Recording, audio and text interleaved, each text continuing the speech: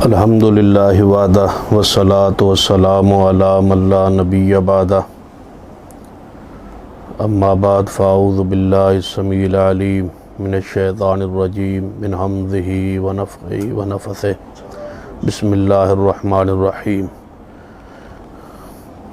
कुल्लु मन अलैहा फ़ान व यबक़ा वजहु रब्बिका ज़ुल जलाल वल इकराम।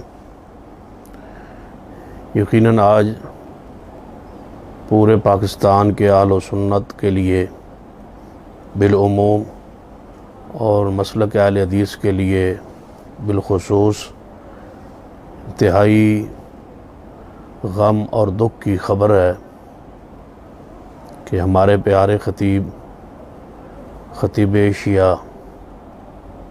जो हकीकत में बुलबुल कुरान थे, हज़रत अल्लामा क़ारी अब्दुल हफ़ीज़ साहब फैसलाबादी अल्लाह ताला को प्यारे हो गए। इन्ना लिल्लाहि व इन्ना इलैहि राजिऊन। हज़रत क़ारी साहब की जितनी भी तारीफ़ की जाए, एक लंबा अरसा उन्होंने खिताबत का आफ्ताब की हैसियत से वो चमके हैं और पूरी दुनिया में उनके खिताबात को सुना गया और पूरी दुनिया में वो पहुँचे। हकीकत में वो ख़तीब एशिया थे और इसी लक़ब से वो मुलक़ब थे। हत्ता कि कुरान पाक को पढ़ने की जो सआदत तकारीर में उन्हें हासिल थी, वो मलका हासिल था, ये कम ही खुतबा को नसीब होता है। एक वक्त में ख़तीब भी थे, अदीब भी थे, उर्दू और पंजाबी और फ़ारसी और साथ साथ अरबी ज़बान पर उन्हें अबूर हासिल था। हत्ता कि सरगोदा शहर में वो एक लंबा अरसा ख़तीब रहे। यहाँ पर उन्होंने कई खुतबात अरबी ज़बान में भी दिए जब उन पर पाबंदी थी। उनकी ज़िंदगी को अगर देखा जाए तो एक मुश्किलात से भरी हुई ज़िंदगी है कि उन्हें जवानी के आलम में अपने बेटे की शहादत का गम सहना पड़ा और फिर कुछ अरसे बाद उनके दूसरे बेटे को एजेंसियों ने उठा लिया, जो आज तक उस फ़िराक़ और जुदाई में वही गम की कैफ़ियत होती थी जो सूरह यूसुफ में यकूब अलैहिस्सलाम का दुख भरी दास्तान मौजूद है। हज़रत क़ारी साहब आज तक वो दुख अपने दिल में जो है लेके इस दुनिया से चले गए हैं। इससे ज़्यादा दुख की बात है कि आज उनकी अहलिया मोहतरमा फ़ौत हुई। आज उनका 5 बजे जनाज़ा था और आज ही हज़रत क़ारी साहब भी इस दुनिया से जुदा हो गए। या अल्लाह का अमर समझिए या इत्तेफाक समझिए कि आपने सबसे ज़्यादा पूरे मुल्क में, पूरी दुनिया में शान सहाबा, जिस ख़तीब ने सबसे ज़्यादा तमाम मसालिक में से सबसे ज़्यादा जिस ख़तीब ने शान सहाबा को बयान किया है, आपको वो मुनफरिद एज़ाज़ और ये मुकाम हासिल है कि वो क़ारी अब्दुल हफ़ीज़ साहब थे। और ख़ास कर सैयदना उस्मान रज़ी अल्लाह ताला अन्हु और सैयदा कायनात अम्मा जी आयशा रज़ी अल्लाह ताला अन्हा की शान और मुकाम और अज़मत और बरात और तहारत उनका ख़ास मौजू होता था, जिस पर दुनिया तड़प जाया करती थी। हज़रत क़ारी साहब आज उसी दिन वफ़ात पाई है जिस दिन तारीख़ में ये मारूफ़ है कि आज 17 रमज़ानुल मुबारक जिस दिन उनका जनाज़ा होगा, यही सैयदा कायनात अम्मा जी आयशा रज़ी अल्लाह ताला अन्हा के जनाजे का वफ़ात का दिन है।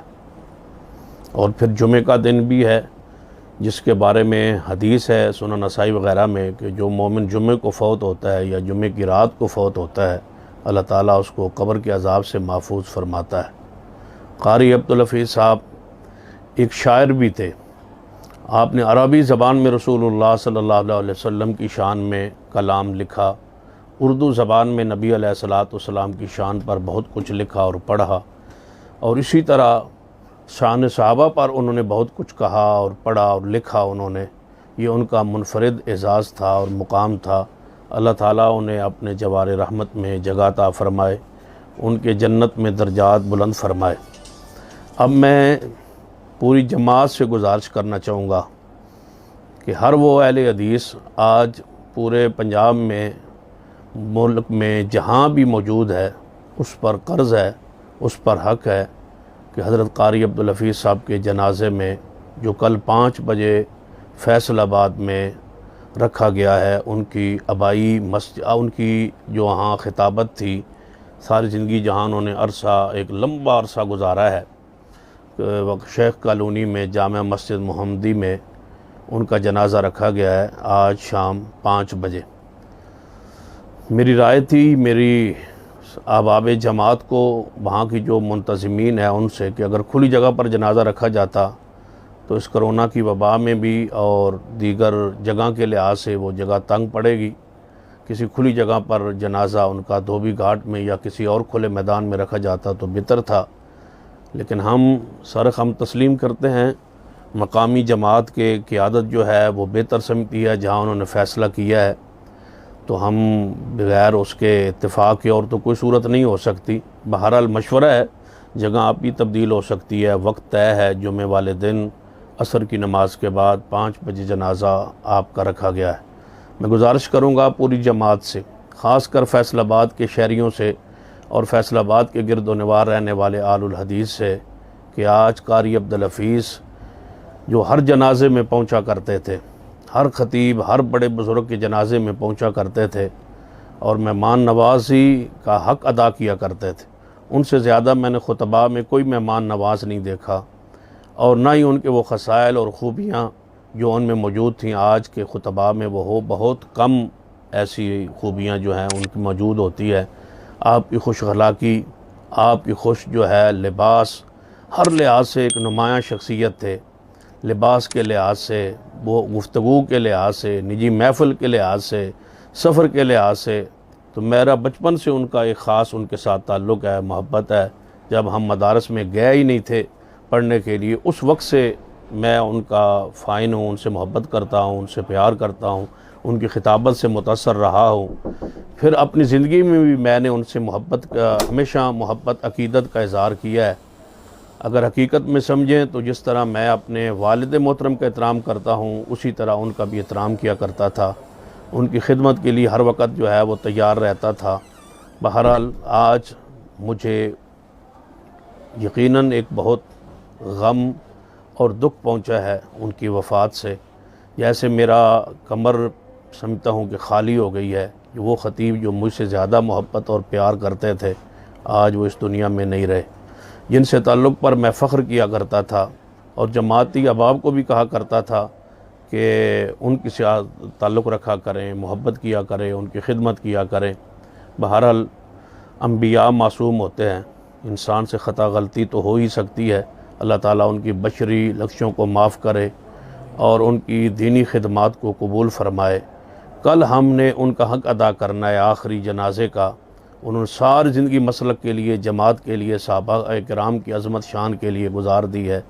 तो कल सहाबा किराम के दीवानों का हक़ है कि उनके जनाजे में मर्द, औरतें, जवान, बूढ़े, उलमाए किराम से गुजारिश है, खुतबाए किराम से गुजारिश है, तो जितना भी लंबाई उसकी सफ़र के है, मुसाफत है, जुमा अगर वो छोड़ के पहुँच सकता है तो तब भी जुमा छोड़ दे।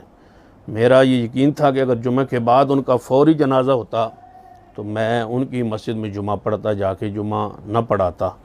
लेकिन चूँकि जुमा पढ़ाने के बाद एक वक्त मौजूद है जनाज़े में पहुँचने के लिए और एक मुनासिब वक्त है कि अगर 1:30 बजे हमारे जुमे ख़त्म हों तो 3, साढ़े 3, 4 घंटे बनते हैं, तो हर आदमी जो है वो पहुँच सकता है। तमाम खुतबा से गुजारिश करूँगा, उलमा से गुजारिश करूँगा, मुदर्रिसीन और तलबा से गुजारिश करूँगा कि माह रमज़ान की इन आदतों में हज़रत कारी साहब को अपनी दुआओं के साथ अलविदा करें और उनके जनाजे में शरीक होकर के उनका आखिरी हक़ अदा करें। हमारे पास दुआ ही रह गया है, जनाजा ही रह गया है। तो मैं पूरी जमात से गुजारिश करूँगा, हर चाहने वाले, मोहब्बत प्यार करने वाले से गुजारिश करूँगा कि कल सारे रास्ते जो हैं वो फैसलाबाद की तरफ होने चाहिए।